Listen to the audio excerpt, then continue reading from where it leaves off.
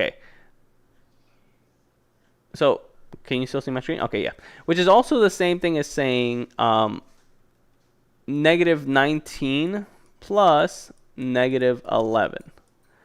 So all of this, negative 19 minus positive 11, is the same thing as saying negative 19 minus 11, which is the same thing as saying negative 19 plus negative 11. I know it seems very confusing. You're like, what the heck is he talking about? So let's analyze this, all right? When it comes to integers, you cannot have two signs next to each other. You just can't. One of them has to take over, or one of them has to change, okay? So in this case right here, in this case of the negative 19 minus positive 11, if you were to get rid of the bracket, I mean not the bracket, the parentheses. If you were to get rid of the parentheses, you would be left with this, right?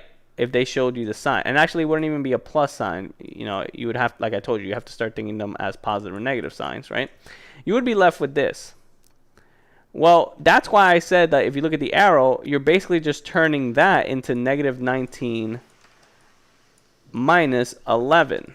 Wait, can you say I can't hear you because it said on computer like your connection is unstable. Oh, hold on one second then.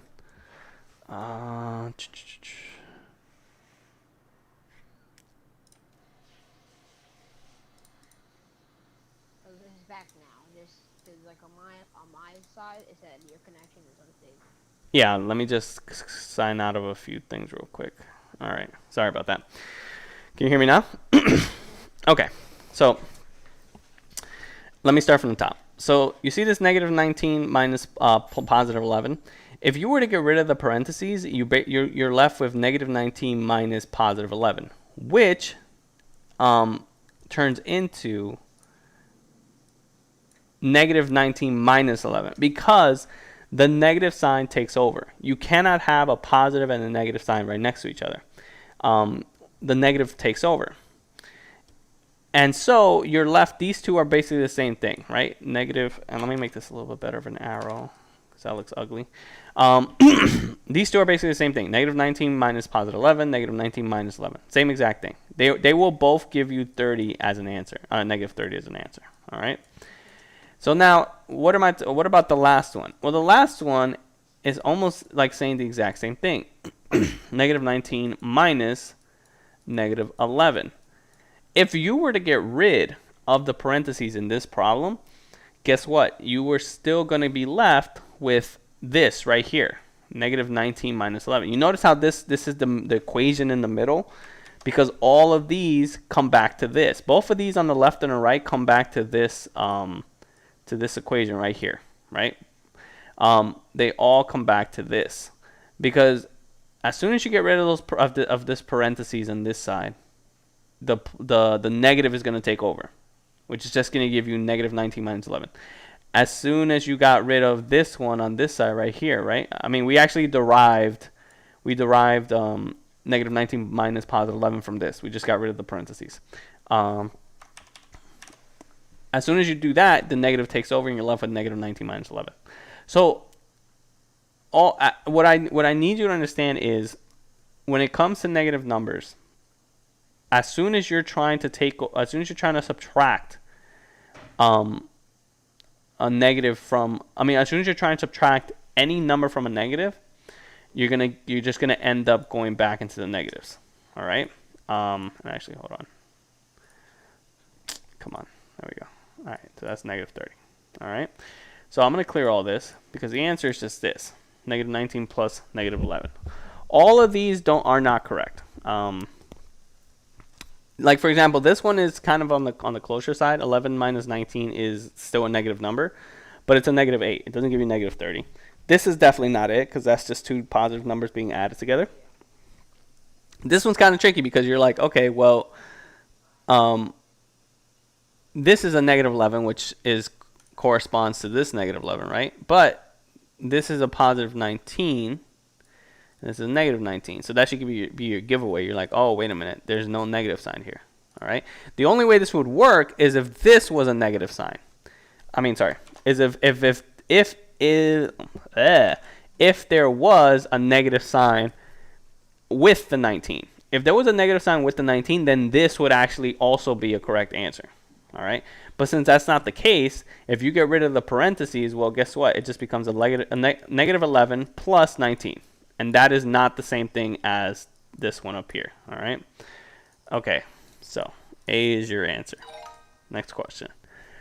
Okay. So this is where I want you to really pay attention. I know before I dropped a lot of stuff, but this concept, this rule right here is very important. This is where a lot of students mess up. Which expression is equivalent to negative 1.3 minus negative 1.9? Okay, so please pay attention because a lot of kids forget this. If we get rid of the parentheses, all right, if we get rid of the parentheses, we're going to be getting negative 1.3. We'll make this a little bit bigger. Okay, negative 1.3 minus negative 1.9. And actually, I'm going to make this a little bit more even. Negative minus negative 1.9. So, and this rule is actually very simple. It's just a lot of kids forget it. When you have a negative sign and a minus sign next to each other, here's a rule. You build a bridge, and you drop, technically it's called a beam. All right, you build a bridge and you drop a beam. And guess what it turns into? Negative 1.3 plus 1.9. What you did is you got rid, What you did is you got rid of both of the negative, of both of the minus and the negative sign. All right, you built a bridge, which means you connected them, and then you dropped the beam. It's supposed to be a support beam. I'm trying to make a bridge here. Support beam. And you get negative 1.3 plus 1.9. So the rule is very simple. The rule is if you have a negative sign and a minus sign, like literally right next to each other, just connect them, drop your beam, you get a positive. You get plus, not even a positive, you get plus. And so it ends up being negative 1.3 plus 1.9. This didn't change. This 1.3 never changes because there's nothing, there's no reason for it to change. It's these two that change. Oh, hold on. These two right here that changed. All right. And I guess I should kind of explain to you why that is. Well, if you think of a number, and don't get too hung up on this if you don't understand why necessarily. If you take anything from this, just understand the rule, all right? Because the rule is pretty simple to understand. So mathematically, why this works is because let's not deal with decimals. Let's say you have a negative 5, right? So we're gonna do negative 5 minus negative 2. Hold on.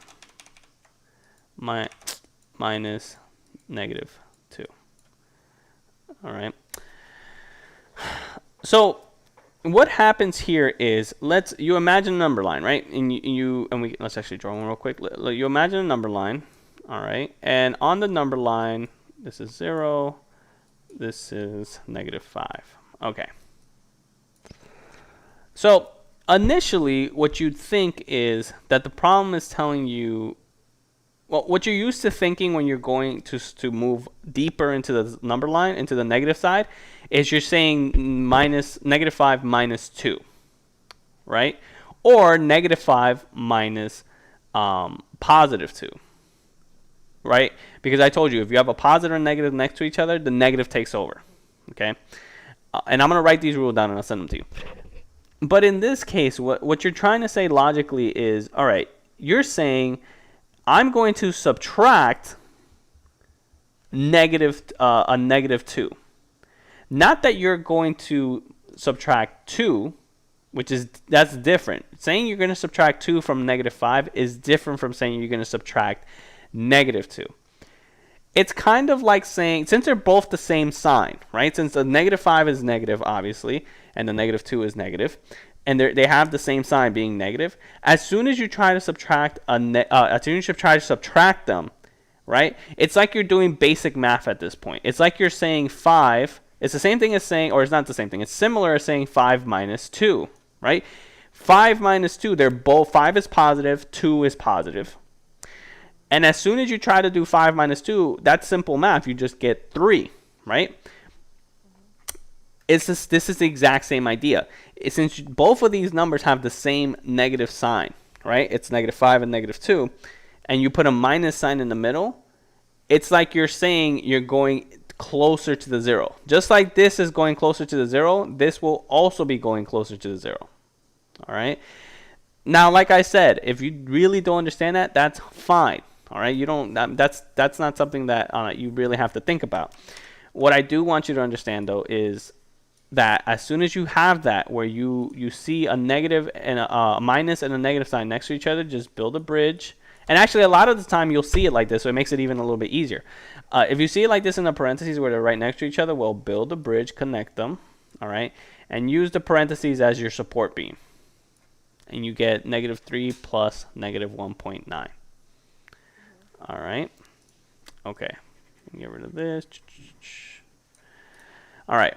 So the answer is -3 plus 1. And we're going to practice this because that's actually something a lot of students tend to forget. I'm gonna send you the rules just so you can always have them on you. But always remember that if you see a minus and a negative sign next to each other, you combine them. All right, not combine them. You build a bridge. You drop a beam. All right. Don't forget the drop a bridge part, because if anything, you're just gonna see like a big negative minus sign. Just build the bridge, connect the bridge, drop your support beam. All right. Okay. So all right, look at this. Same exact thing. We have a negative and a minus sign next to each other, or a minus and negative sign next to each other. You build your bridge. All right, connect your bridge, drop your beam. Whoops. And drop your beam. All right, and you get, oh, this is ugly plus. There we go. Much better. All right. Not even any better. All right. 24 plus 6, which is the same thing. Look at that. The same thing as saying, well, it's right here. 24 plus 6. Let me zoom out a bit. 24 plus 6. Okay. So this would, that's the same thing as saying 24 plus 6, because you just build the bridge, drop your beam. All right. This concept is actually very, once you just remember it, it's very easy to spot, because you never want to see a minus and a negative sign next to each other. It's just really annoying. So it's always nice to do that. Okay. Yeah, let's go to the next one. Which expression is equivalent to 10 minus 8? So this right here is a very simple math sentence, right? It's just 10 minus 8. That's 2. But which of these could represent that? Yes, and let me rewrite. Hold on, let me rewrite the expression again. 10 minus 8. Oh, it's easy. All right, yeah, 10 minus 8. This is what you're trying to compare it to. You're trying to compare all of these to this. So it's not going to be B, because B is going to give you a negative. Okay, so not B. Good. Then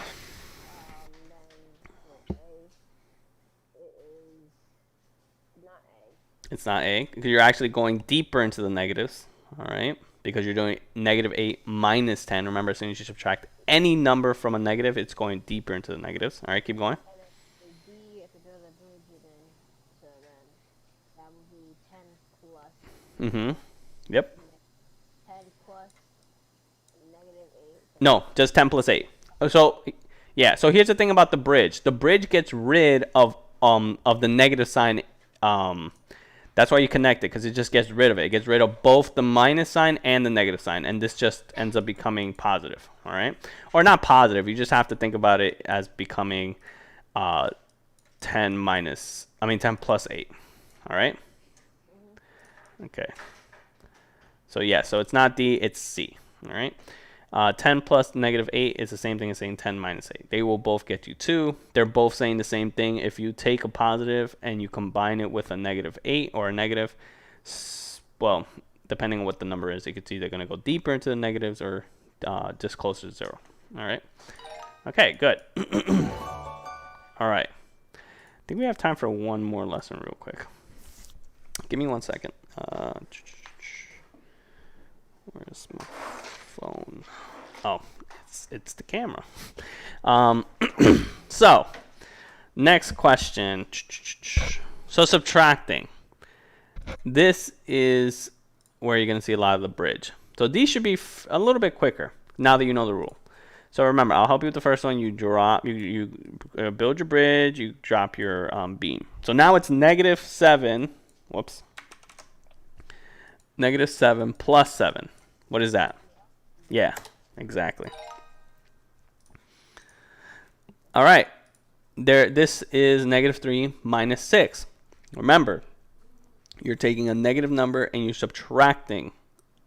So which means you're going, are you going closer to 0 or farther from 0? Farther. Exactly. So what's your answer here? It would be -9. Yes. There you go. Look at this. Another example. So what are we doing? The bridge. Yep. And then the beam, and then that'll be 12. Exactly. Good. All right. Keep going. Oh, well, that was already there, so I'm going to keep that. It says -8 minus 2. Let me... Oh, wait, I can't include it. Oh, no. All right, whatever. All right, so you put the beam. All right, there we go. -8 plus 2. And what do you get?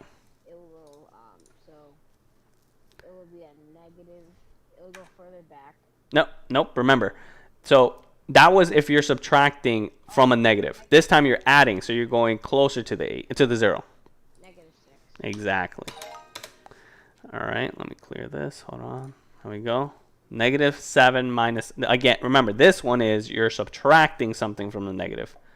So it's gonna go further. Yep. And then so this one will be -14. Exactly. All right. What do we do? You make the bridge, and it'll be +15. Exactly. What about this? Hold on. Oh, well, it's the same thing. We do the bridge. Beam. Hold on. All right. What do we get? It will be so -5. You're gonna be going closer. Exactly. Well, this one is more of the concept of which sign is which number which bigger number has the sign, right? And this is exactly. So it's positive what? 1. Or just 1. Exactly. Good. Look at that. Very good. We just shot through all of them really quick. Awesome. Okay. So let me just kind of go over everything we went on because we only have like a few minutes. I mean, it's not enough time to go through some of these because next we're going to be doing adding and subtracting with negatives on the number line. That's not that. No, I don't think we need to focus on that too much. Yeah, this is when we're going to start doing adding and subtracting integers. All right. So, excuse me. Very quickly, what we went over. Well, we went over the concept that negative numbers. Well, first of all, we went over the concept that if you have a sign next to a number, that number is the sign. Basically, the number is either positive or negative. Minus means negative, plus means positive. All right. The other thing we went over was the idea that to identify in any number sentence whether or not the answer is positive or negative. And the easiest way to tell is if the number is bigger and whatever sign that number is will keep the sign. The answer will keep the sign, right? If the number is negative and it's a bigger number and you're combining it with a smaller positive, well, the whole thing is going to be negative. You're just getting closer to 0. If the bigger number is positive and you're combining it with a smaller negative, the whole thing is positive, but you're just getting a little closer. You're getting a little bit into the left. You're going closer to the negative side. Okay. What else did we go over? We went over. Well, adding. This was just practice, adding and subtracting, right? The important one I want you to remember is the bridge, right? Just remember that bridge because a lot of kids tend to forget that. You never want a negative and a minus sign next to each other, so that's why you build that bridge. All right. Okay, Tyler. So that was our first session. It looks like I'm going to be seeing you once on the weekend. I know you have practice and all that on the week. Wait, do you have practice Monday through Friday? Because I didn't get a chance to ask Mr. Fleming. So I have practice for ride, and I also have practice for tackle football outside of school. Oh, okay. So yeah, basically every day. All right. So, excuse me. All right. So we'll try to work out a schedule that's best. And I know that being on a computer all day is kind of a hassle. So we've taken that into account, your mom and I. So we'll try to work something out. But for now, I'll probably see you once on the weekend, and if anything, we'll work out some other day during the week. All right. All right, buddy. So I'll see you next week. We'll probably still continue with integers. This week you're gonna go over it with in class. So she's either gonna go over some of the stuff or you're gonna learn new things. And next week we'll just be reinforcing that um, or going into multiplication. All right. All right, Tyler. I will see you next week, and you have a good week. All right, buddy? All right, bye.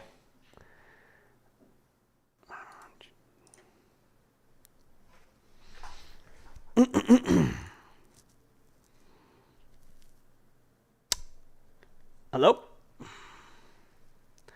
Anna. Hi. Oh, man, my ears. Hold on. Okay.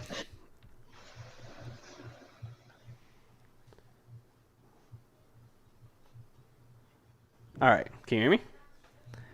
Yeah. All right. So I'm going to start using my camera just because I have tutoring before you. So I'm just going to leave it on. And I just figured out how to get my camera to work on my phone. All right. So, well, first of all, I want to say congratulations. Were you able to see what you got on your iReady? Oh, yeah. But I don't know what it means. Say that again? I said, yeah, but I don't know what it means. Like the numbers. So you in math, I don't know about ELA because I didn't get a chance to speak to Mr. Swinkle, but in math you tested out iReady at an 11th grade math level. 11th grade. So you were the highest in your class to test out. Basically what that means is that you are operating at an 11th grade math concept level. All right. So let's just keep that train rolling because it seems like the concepts that we're working over are really pushing you through to do higher level math. So we're just gonna keep going through that. And actually, I spoke to Ms. Mann and I saw your test. So you got, I think it was 4 questions wrong. But what ended up happening was in 2 of them, one of them you just kind of messed up rewriting, and so it messed up your entire answer. But your math was correct, even though you messed up the number itself, but you got the wrong answer. The other one was I think 2 of them actually, you miswrote 2 of them. So when you were trying to do them, so you got the wrong answer. And then the other 2 were just just unfortunate errors, just something that you overlooked. So don't be discouraged that you didn't get the best grade. Honestly, unfortunately, when it comes to math, and I think everyone knows this, if you make one mistake, your entire answer is out the window. So yeah, don't be disheartened. I looked it over. You understood exactly what to do. It's just that you didn't write it correctly, or you just did one mistake and it messed you up. Okay. So with that being said, let's see. So we're going to redo slopes. Not redo. We're going to expand on it because you're doing slopes this whole lesson essentially, and you're also doing some stuff with graphs. So we're gonna focus on slopes for the moment. Bear with me.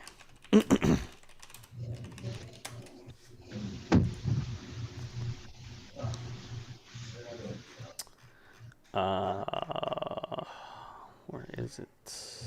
Okay, here we go. No.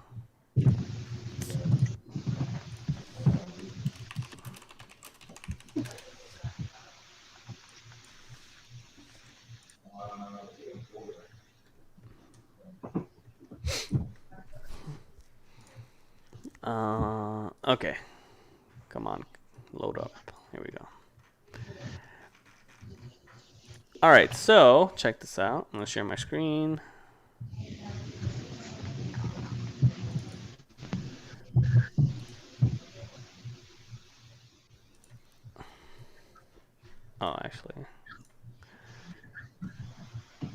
Okay, so last time we were working on, I think we left off on just slope, and we left off doing slopes from graphs. But now we're going to continue with that. So remember, very quickly, slope is like rise over run, right? Or change in y over change in x. You need to be able to tell a negative slope from a positive slope. You should be able to do it very quickly. And remember, slopes are just a negative and a positive slope. The difference is that think of the slope is leaning back, right? So like if you see a line and it's leaning, like it looks like a man like leaning back, that's a negative. And if you see a line and it's asking you if the slope is positive, if it's leaning forward like it's trying to pick something up, then that's a positive. All right, that's the best way I can think about it. I know I was telling like quadrant 2, quadrant 1. If you remember it that way, great. But this is a more simplified version. All right.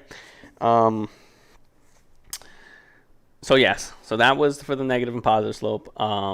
We're gonna let's go over how to figure it out real quick. Hold on. Oh, actually, we haven't gone over this part actually. Wait.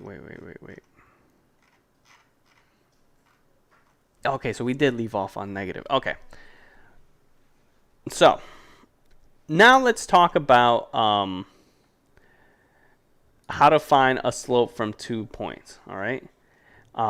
Because we were doing slopes from graphs, and that's why I'm telling you leaning forward or lean is negative. Leaning forward is positive, leaning back is negative. But now let's talk about how to find it from points. All right. So check this out. 1 second. Where is the share button? Oh, here we go. All right. So check here. Watch this video, and I'll explain it as he goes along. All right. Find the slope of the line that goes through the ordered pairs 4, 2 and -3. Wait a minute. Hold on. Why is this not? 1 second. 3, 16. So just as a reminder, hold on. slope is Here we the go. slope of the line that goes through the ordered pairs 4, 2 and -3, 16. So just as a reminder, slope is defined as rise over run, or you could view that rise is just change in y, and run is just change in x. The triangles here, that's the delta symbol. It literally means change in. Or another way, and you might see this formula, and it tends to be really complicated, but just remember, it's just these two things over here. Sometimes slope will be specified with the variable m, and they'll say that m is the same thing, and this is really the same thing as change in y. They'll write y2 minus y1 over x2 minus x1. And this notation tends to be kind of complicated. But all this means is you take the y value of your endpoint and subtract from it the y value of your starting point. That'll essentially give you your change in y. And it says take the x value of your endpoint and subtract from that the x value of your starting point. All right. Can you hear me? Yeah. All right. So, so we went over the last time we went over slopes. We basically got left here, right? Slope is rise over run, which is basically change in y over change in x. And m is basically just what the symbol for slope is, just m. All right. Now, this is really the mathematical way of finding slope. All right. This right here is basically the coordinates that you would grab from 2 points. And you can actually do this on a graph as well. So that method that when we were doing with graphs, right, where it was just like you take the line, you go down a certain amount, and then you go towards the line until you touch it, right? That's one way of doing it. But if let's say the graph is the line is very huge or very awkward, and if you pick a point, and it would be a hassle to try to figure out how far down you have to go to get to the next point, you could actually just take both of the points and do this. All right. So I'm gonna let him explain it to you. But basically, what this is, it's each of the points in these two, right? It's each of these points, and you're writing them into this equation. Okay. And very quickly, I'll show you what that is. And you can, let's say this is the first ordered pair, right? The 4, 2. It's the first one. But it doesn't really matter what order you put it in. All right. Even though it says y2 minus y1 over x2 minus x1, it's supposed to basically be telling you you take the second y first, you subtract it from the first y, take the second x, subtract it from the first x. It doesn't really matter because you could flip this easily and still it would be the exact same rule, right? But for argument's sake, let's say that this is x1, this is y1, this is x2, and this is x1. I'm sorry. No. Sorry. No, scratch that. This is y1. Okay. This is x2, and this is y2. All right. Okay. So the reason I'm marking them for you is so that way you can take them and put them in their places, right? That's why you have y2 minus y1 over x2 minus x1. All right. Okay, let's continue the video. And that'll give you change in x. So whatever of these work for you, let's actually figure out the slope of. And very quickly, I'm sorry. The reason why you're doing this is because, and you're subtracting them like this, is because that's showing the change from one y position, right, which y2 minus y1, and the change in the x positions, which is represented by x2 minus x1. All right, but just keep watching. Of the line that goes through these 2 points. So we're starting at, and actually we could do it both ways. We could start at this point and go to that point and calculate the slope, or we could start at this point and go to that point and calculate the slope. So let's do it both ways. So let's say that our starting point is the point 4, 2, and let's say that our endpoint is -3, 16. So what is the change in x over here? What is the change in x in this scenario? So we're going from 4 to -3.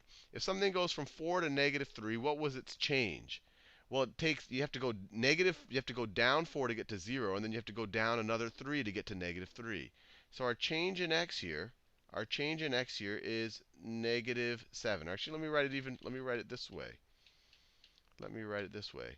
Our change in x is equal to -3 minus 4, which is equal to -7. If I'm going from 4 to -3, I went down by 7. Our change in x is -7.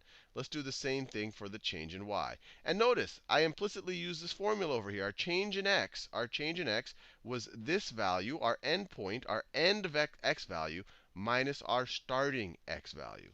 Let's do the same thing for our change in y. Our change in y, if we're starting at 2 and we go to 16, that means we moved up 14. Or another way you could say it, you could take your ending y value and subtract from that your starting y value, and you get 14. So what is the slope over here? Well, the slope is just change in y over change in x. So the slope over here is change in y over change in x, which is our change in y is 14. And our change in x is -7. And then if we want to simplify this, 14 divided by -7 is -2. Now what I want to show you is that we could have done it the other way around. We could have made. Okay, so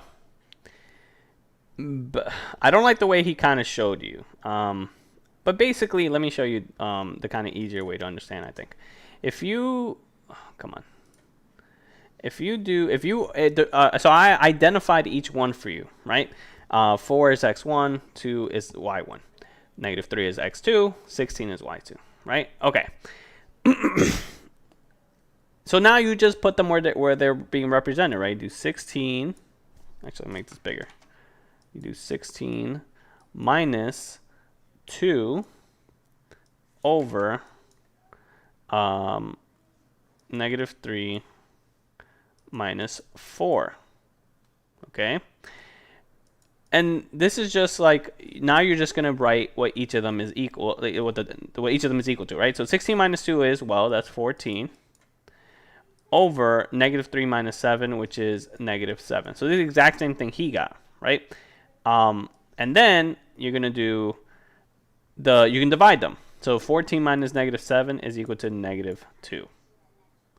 Negative 2. All right. I'm not really liking how he did this, but this is the better way to represent it. All right. It gives you the better answer. Okay. All right. Just keep watching because you should have one more example. This the starting point and this the end point. And what we would have gotten is the negative values of each of these, but then they would have canceled out, and we would still get negative 2. Let's try it out. So let's say that our start point was negative 3, comma 16. And let's say that our end point is the 4, comma 2. 4, comma 2. So in this situation, what is our change in x? Our change in x, if I start at negative 3 and I go to 4, that means I went up 7. Or if you want to just calculate that, you would do 4 minus negative 3. 4 minus negative 3. But needless to say, we just went up 7. And what is our change in y? Our change in y over here, or we could say our rise. If we start at 16 and we end at 2, that means we went down 14. Or you could just say 2 minus 16 is negative 14. We went down by 14. This was our run. So if you say rise over run, which is the same thing as... So very quickly, what I want to point out is he's basically just doing what I was telling you before, that it doesn't really matter the order of which you put them. Like x2 could be negative 3, right? And 4 could be x1. 16 could be y1, and 2 could be y2. It doesn't really matter what order you put it in, because he's doing the same thing. He's just changing the which one is y and which one is x. Okay, I mean which one is x1 and which one is y1.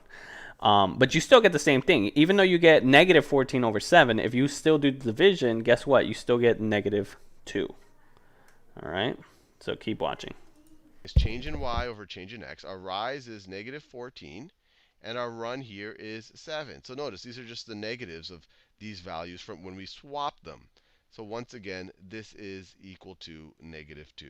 And let's just visualize this. Let me just do a quick graph here just to show you what a downward slope would look like. So let me draw our 2 points. So this is my x-axis. That is my y-axis. So this point over here, 4, comma 2. So let me graph it. So we're going to go all the way up to 16. So let me save some space here. So we have 1, 2, 3, 4. It's 4, comma 1, 2. So 4, comma 2 is right over here. 4, comma 2. Then we have the point negative 3, comma 16. So let me draw that over here. So we have negative 1, 2, 3, and we have to go up 16. So this is 2, 3, 4, 5, 6, 7, 8, 9, 10, 11, 12, 13, 14, 15, 16. So it goes right over here. So this is negative 3, comma 16. Negative 3, comma 16. So the line that goes between them is going to look something like this. Try my best to draw a relatively straight line. That line will keep going. So the line will keep going. So that's my best attempt. And now notice, it's downward sloping. As you increase in x value, the line goes down. It's going from the top left to the bottom right. As x gets bigger, y gets smaller. That's what a downward sloping line looks like. And just to visualize our change in x's and our change in y's that we dealt with here, when we started at 4 and we ended at, or when we started at 4, comma 2 and ended at negative 3, comma 16, that was analogous to starting here and ending over there. And we said our change in x was negative 7. We have to move back. Our run. Okay, so this is not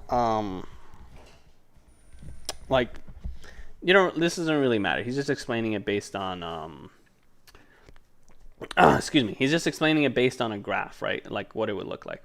Don't worry too much about this one. But this is basically the gist of what he's doing is what I was telling you. He's just multiplying, not multiplying. He's just combining the x and the y. I mean the x1, x2, y1, y2. It doesn't really matter the order. All right. It's just you being able to say, okay, I'm going to take these y values, subtract them, and then I'm going to take these x values, subtract them. All right. Okay, so with that in mind, let's go back to this. Nope, not that. No.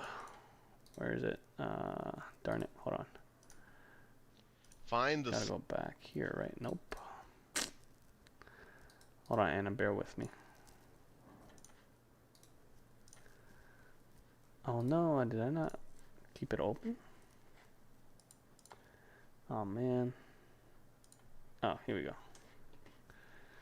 Just wait for it to load. Alright. So, with that being said, 3, go to the next 16. One. So just as a reminder, slope is defined as rise over. Okay.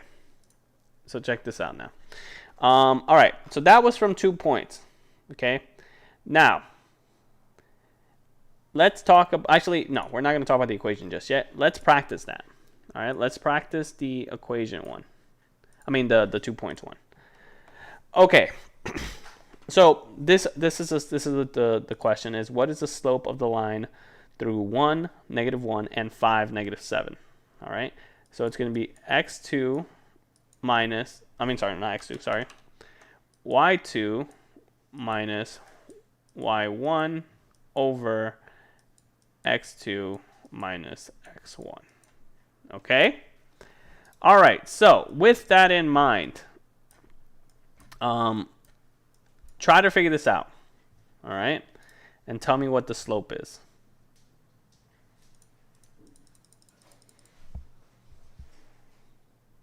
Anna, can you hear me? Yeah. All right, good. So go ahead and remember, and I'll make this a little bit easier. I'll assign this x1, this is y1, this is x2, this is y2.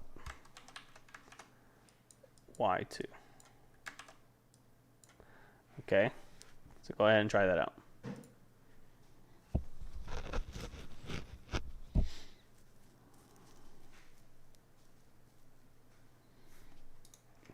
Oops, and tell me what you get. There's one more answer for D, but whatever you get, we'll scroll down.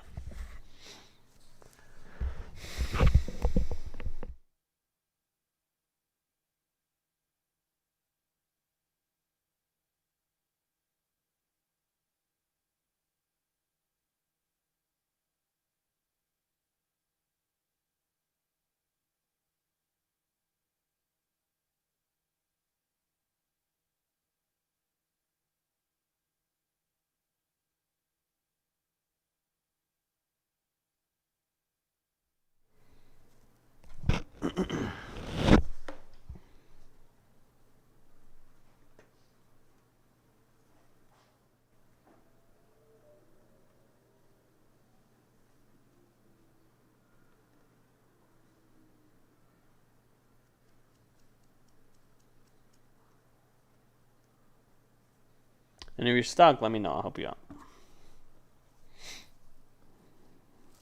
I don't see. I'm sorry? See. It's -3 over 2. Let's see. Yeah. Good. All right. It's very easy, to be honest with you. Okay, so once again, y2. This time I'm not going to identify them to you. I'm going to let you pick. So y2 minus y1 over x2 minus x1. All right, go ahead. Tell me what you get.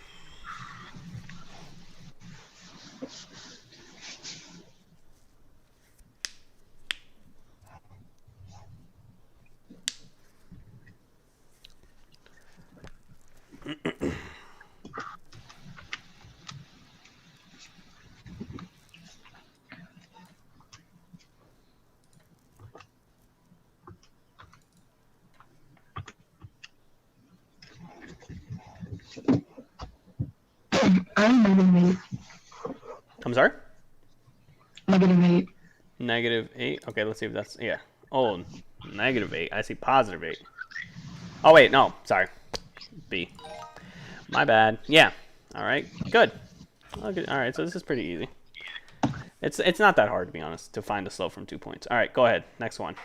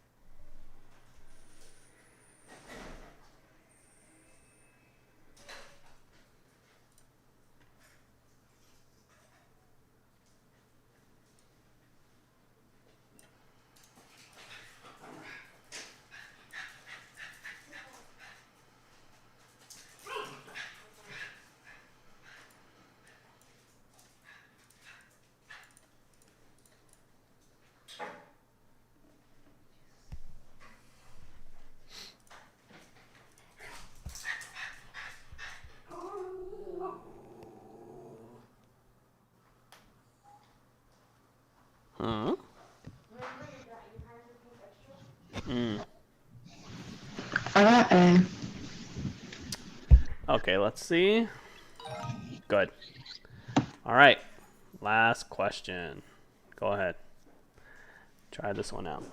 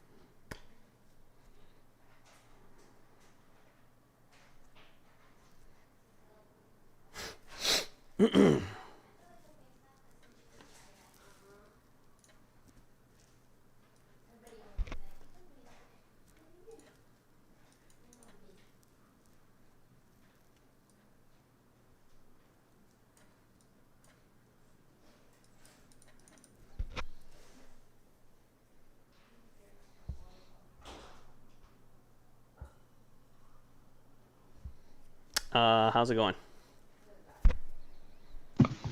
Good. All right. I mean, I think you're all right. You basically understand it at this point.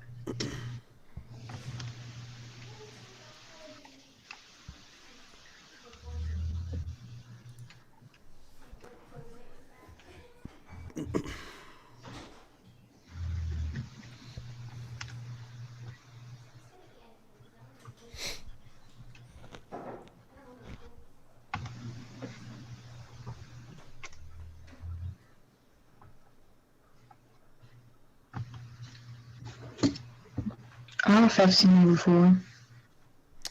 You got how much? B. B, 15 over 4. Let's see. All right. Good. So very simple, right?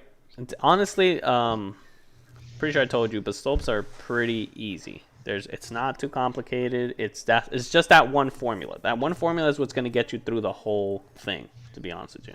Okay. Okay. With that being said, now let's talk about slopes from equations. All right. So there's three main ones. There are slopes from there's slopes from a graph, there's slopes from points, and then there's slopes from equation. Okay. So let's take a look at this video, and I'll explain as he goes along. I don't know why it keeps. Oh, I know why it keeps cutting it off. That's why. There we go. Okay. So check this out. I plus 2 is equal to negative 2 times x minus 3. And what I want to do is figure out what is the slope of the line that this equation describes. And there's a couple of ways that you can approach it. What my brain wants to do is, well, I know a few forms where it's easy to pick out the slope. For example, if I can manipulate that equation to be in the form y is equal to mx plus b, well then I know that this m here, the coefficient on the x term, well that's going to be my slope. And b is going to be my y-intercept. We cover that in many other videos.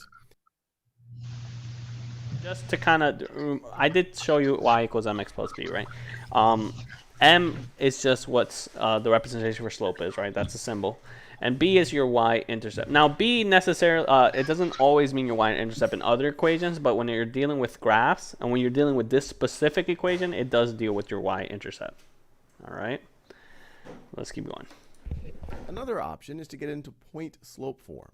So the general framework or the general template for point slope form is if I have an equation of the form y minus y1 is equal to m times x minus x1, well then I immediately know that the line that this equation describes is going to have a slope of m, once again.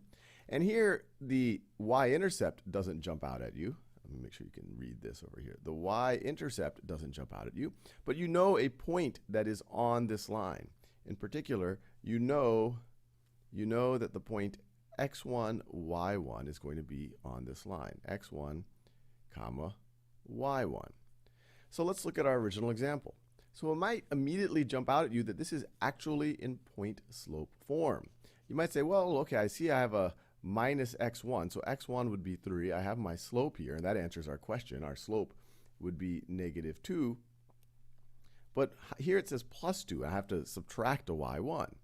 Well, you could just rewrite this. So it says, so you have y minus negative 2 is equal to negative 2 times x minus 3. And then you see it's exactly this point slope form right over here. So our slope right over there is negative 2.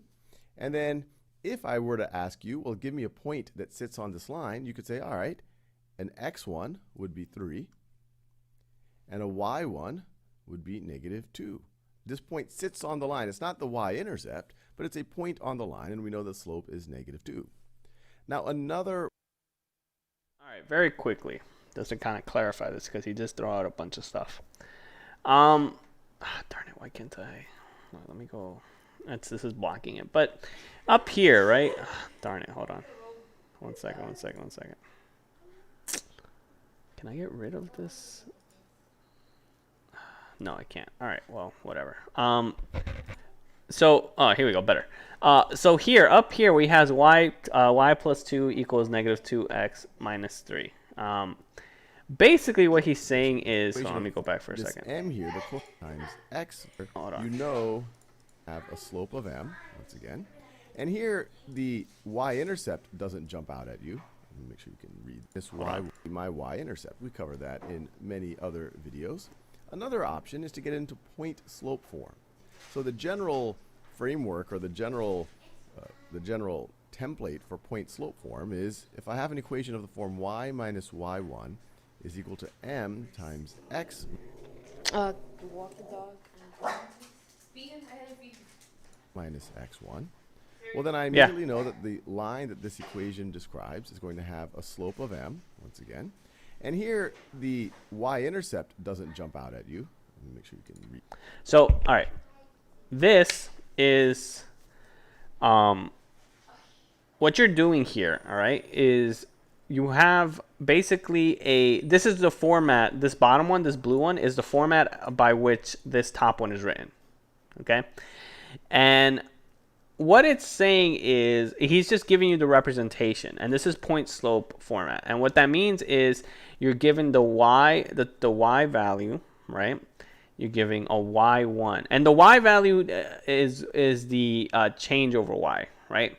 And it's minus y1 is equal to the slope, all right, which is m, and the x and x1, that's the x, the change. First of all, that x right there is the change in x, right? That's what we're always trying to look for, minus x1, which is one of the points.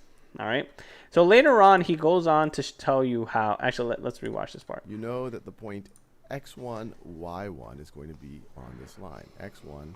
Yeah. So that x1, y1 is going to be on the line. All right, because that's something we were just practicing a second ago when it comes to finding slope with 2 points, right? You get the one of the points is always x1 and y1. All right. And so in this problem, one of the points is -3 and 2, right? Because this is x1 and this is y1. All right. So one of the points is -3, 2. All right. But let me just let him keep explaining it. Comma, y1. Oh, whoa, my screen bugged out. So let's look at our original example. So it might immediately jump out at you that this is actually in point slope form. You might say, well, okay, I see I have a minus x1. So x1 would be 3. I have my slope here, and that answers our question. Our slope would be -2. But here it says plus 2. I have to subtract a y1.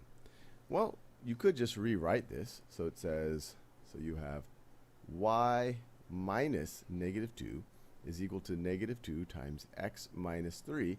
And then you see it's exactly this point slope form right over here. So our slope. Okay. Why did he rewrite it? Well, if you look at the point slope form, and let me actually make a little arrow. Okay, hold on. So this is point slope form. Okay. So if you look at the way that the point slope is written versus the way that the one up top is written, you have y plus 2. It's not y minus y1, right? So he rewrote it to basically show you that now you can change. Now you can have y minus -2. Okay, y minus -2. It's just so he can show you that the minus sign is there. All right. Right over there is -2. And then if I were to ask you, well, give me a point that sits on this line, you could say, all right, an x1 would be 3, and a y1 would be -2. This point sits on the line. It's not the y-intercept, but it's a point on the line, and we know the slope is -2. Now, another way... One more thing. Sorry about this. So what's happening also here is that I kind of made a mistake by telling you it was -3 and 2, right? Because the minus sign that's on this -3, that's right here, all right? This minus sign, whoops, hold on. This minus sign that's right here, it's not attached to the 3, essentially, right? It's not attached. It's just part of the equation, period, all right? So that's why he gets a +3 minus 2, because the -3, like I said, is not attached to it. I mean, the negative sign is not attached to the 3. And then here he gets -2 because since he had a positive here, he wanted to rewrite it as a slope intercept form, and he really should have done this, is y minus -2. Okay? All right, so let's go to the next. Let's keep going. To approach this is to just manipulate it so that we get into slope-intercept form. So let's do that. Let's manipulate it so we get into slope-intercept form. So the first thing my brain wants to do is distribute this -2. And if I do that, I get y plus 2 is equal to -2x, -2 times -3 plus 6. And then I can subtract 2 from both sides. And then I get y is equal to negative 2x plus 4. And so here I am in slope y-intercept form. And once again, I could say, all right, my m here, the coefficient on the x term, is my slope. So my slope is negative 2. Let's do another example. Okay. So what just happened here? Well, basically he changed it into the simplified version y equals mx plus b. All right. And I mean, look, the point here is that you could have gotten your slope a while ago, right? Because if you know what the slope, if you know what point slope form is, right, which is this equation down here, then you would obviously see, oh, wait a minute, negative 2 is going to be our slope, right? But let's say you don't know you forget. Let's say you forget that this equation is basically going to tell you your slope and all that. Well, if you come across an equation like this, you can just try to get y by itself. And this is just a simple like equation math that you're used to, right? You get y by itself, you subtract 2 from both sides. Well, first you have to distribute. Then you subtract 2 from both sides. You get y equals negative 2x plus 4. Boom. That's the format that you're familiar with. With mx plus b. Okay. Y equals mx plus b. All right.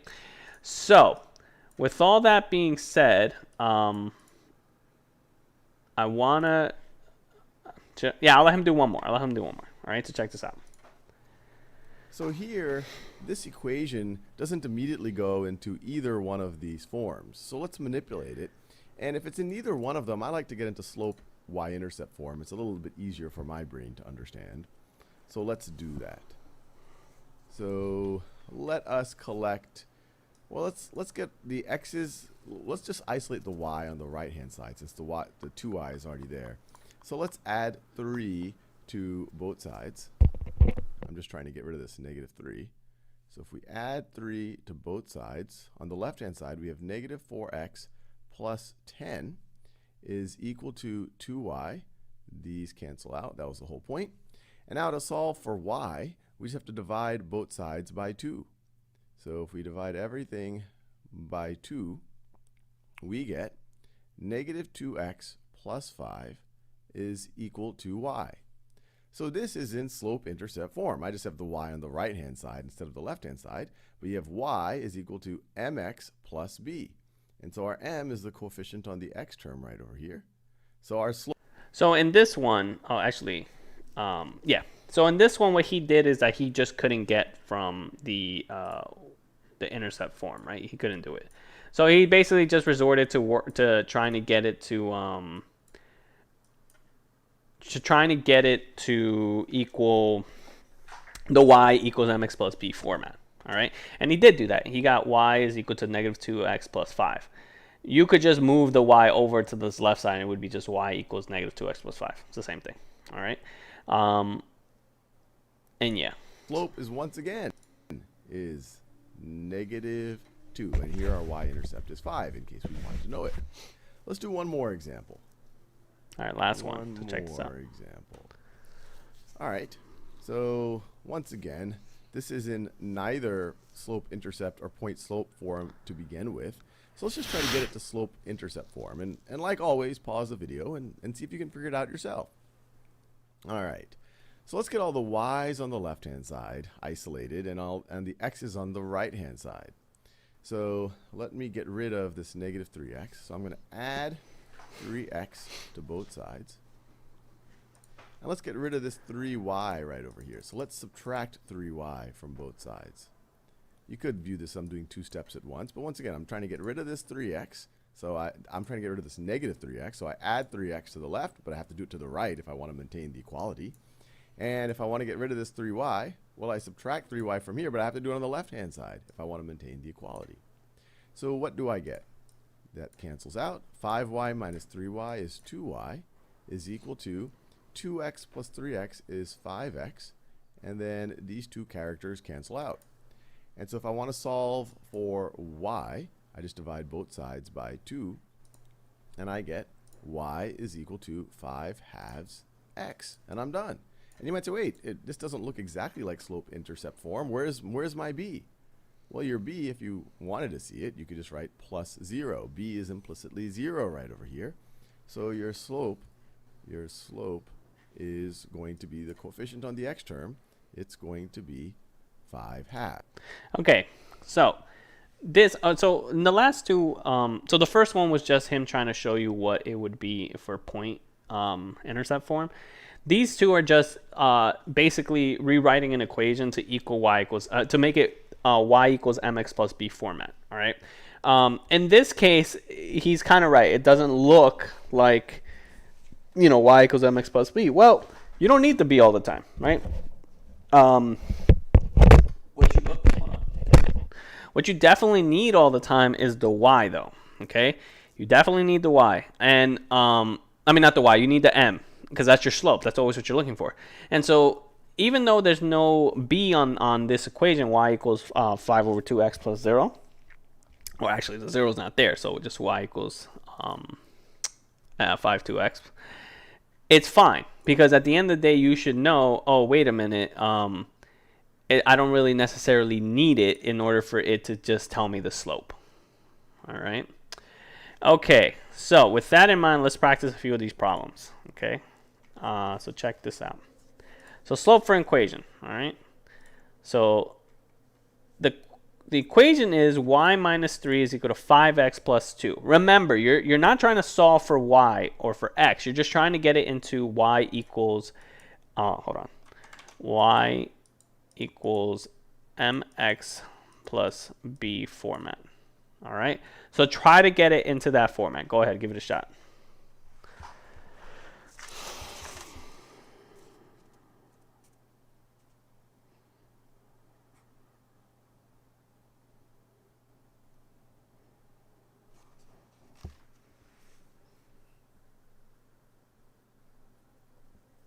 And if you get stuck, let me help you. But remember, it's just like an equation. You're just trying to isolate the y by itself, which is actually kind of easy in this one. And do any steps that you have to do. In this case, you have to distribute first, and if you get stuck, I'll help you solve it.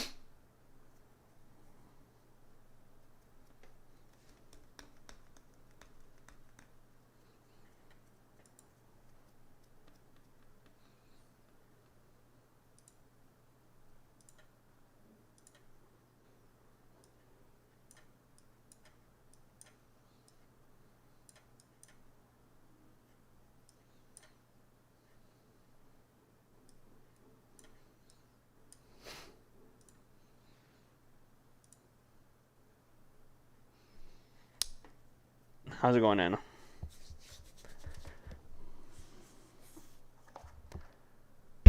Anna?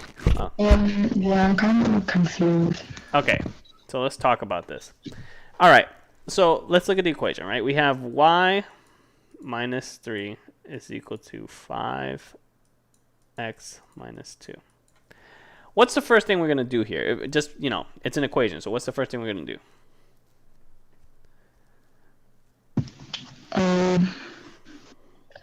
Distribute. Yes, so we're going to distribute, right? So now we get y minus 3 is equal to, whoops, it's equal to, come on, it's equal to 5x minus 10. Okay, this is actually, we only have one more step before we can solve the entire thing. All right, we need to get the y by itself. That's it. How do we get the y by itself? You add 3. Yep. Add 3 here, add 3 here. Now we got y equals 5x minus 7. That's it. That's it. All right, y equals 5x minus 7. And now, this is an mx plus b format. And remember, m is equal to your slope. Okay. Hold on. And b is equal to your y-intercept. So with that in mind, okay, with that in mind, what is your slope then in this equation? 5. Exactly. It's just 5. All right. Just 5. Because remember, like I told you, you're not trying to solve necessarily the equation. You're just trying to get it to y equals mx plus b format. So let's do this one together. All right. What's the first step here? Distribute. All right. So we're going to distribute 3 into the y and into the 1. Okay. So 3y minus 3 is equal to 2x plus 2. Okay. So we have to isolate the y, right? So what can we do first?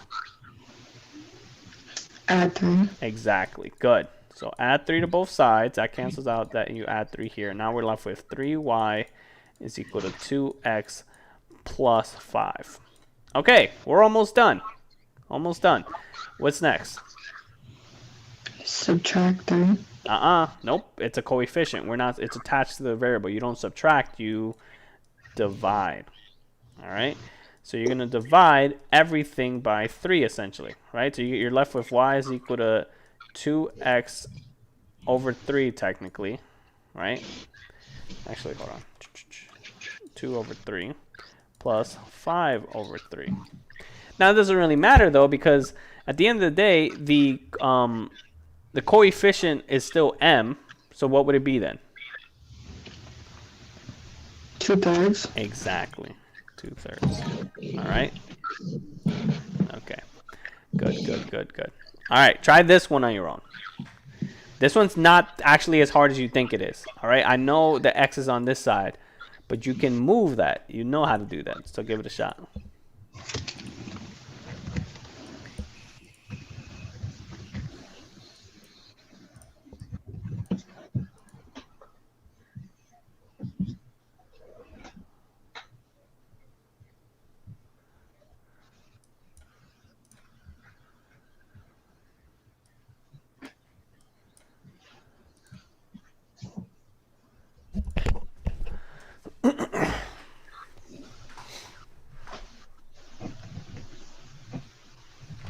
This one's not that hard, all right? So don't overthink it too much. Just move the x and then get rid of the coefficient on the y.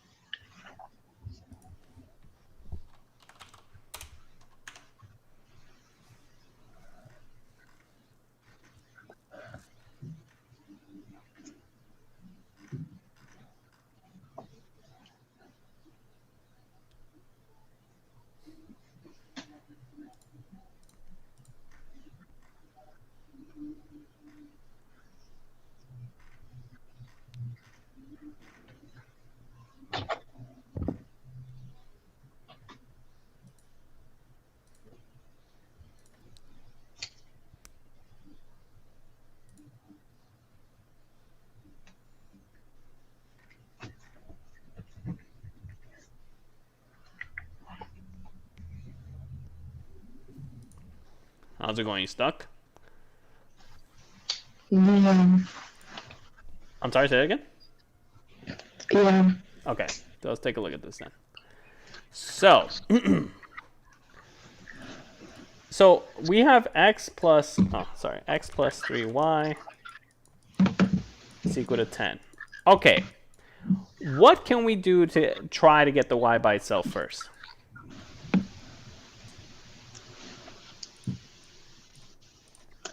Divide by 3. Nope.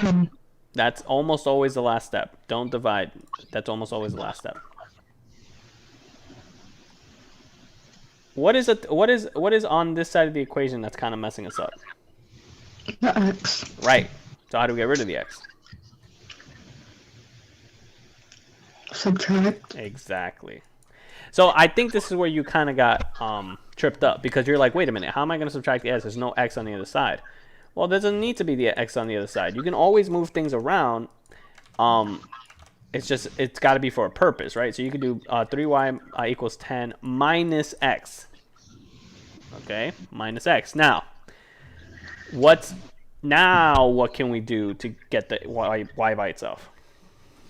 Divide by 3. Exactly. Divide by 3. You divide by 3 here. And you divide by 3 here. Okay. So this is where the problem kind of arises, right? Because you have y is equal to 10 over 3 minus x over 3. And so now you're thinking to yourself, well, wait a minute, hold on. Where is my m, right? What the heck am I supposed to do here? Well, you can actually take the reciprocal of this and of the negative, well, basically the dividing by 3, right? You can take the reciprocal of dividing by 3, which is basically just 1/3, which in this case would look like this, minus 1/3 x. Okay, because what you did here was divide by 3, all right? But what you can do is, once you have a division by 3, you can just take that out and say that's 1/3, all right? And so what ends up happening is, when you do that, the reciprocal, right? Because the whole thing has a minus sign, the whole thing is going to be negative. So it's going to be negative 1/3 as your slope. So that one's kind of tricky in the sense that, like, you don't know what to do beyond the point of dividing, right? Once you get to the division, you're like, wait a minute, where's my m? So I do understand you when you say it's a little bit tricky at that point. All right, last question, and then we'll be done for the day. Try this one. Try this one out. Y plus 2 is equal to negative 2 x minus 3.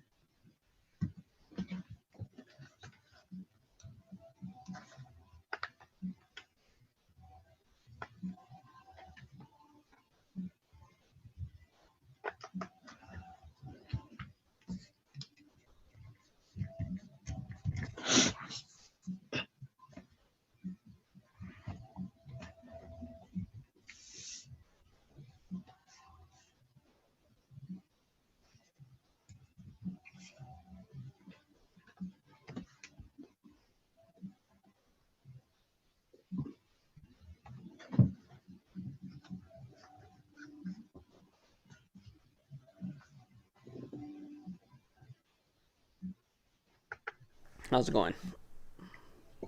Fine. Okay, come on, you got this. Remember, you're trying to get it to y equals mx plus b format. Okay, and I'll just put that up there so you can see.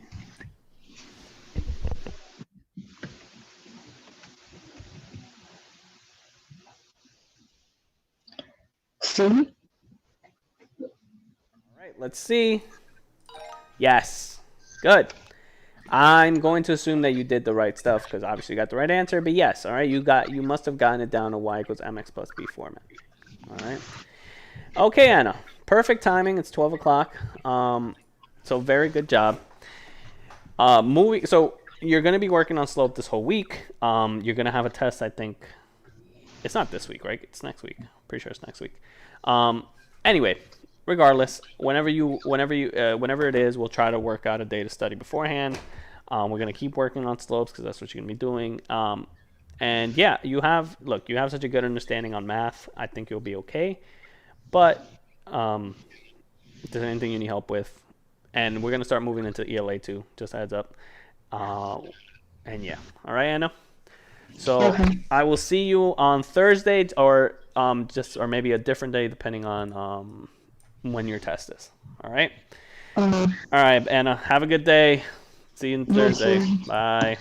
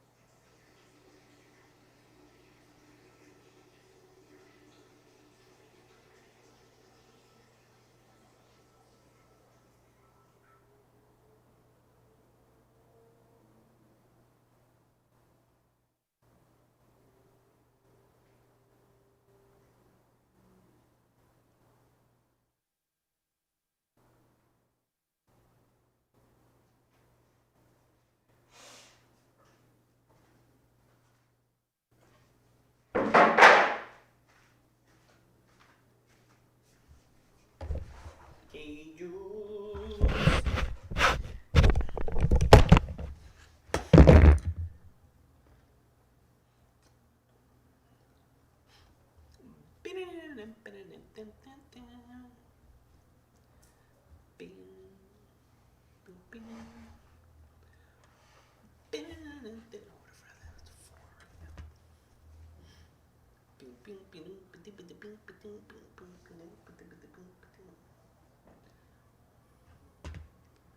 present has no limit. What is this I'm feeling?